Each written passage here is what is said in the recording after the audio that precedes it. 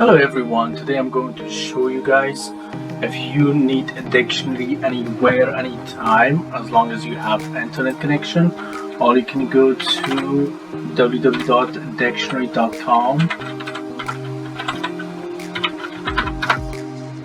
The good dictionary, you can have the meaning of any words or phrase anytime, anywhere, as long as you have internet connection. And you can type the words here, for example, book, and you can have the pronunciation, book, and also you can have different form of the verb, of the words, and you can have idioms, bring to book, for example, and you can have all the information about the book.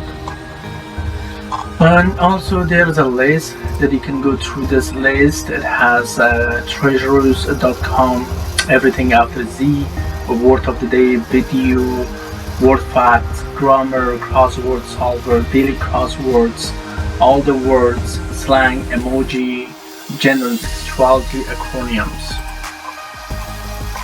And this, if you come to the bottom of the page, you can go to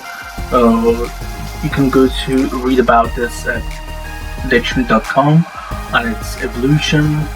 It has like a 1.5 million social followers, 19 million daily word of the day users, 17 million monthly users, 100 million plus app downloads, 5.5 billion word searches annually.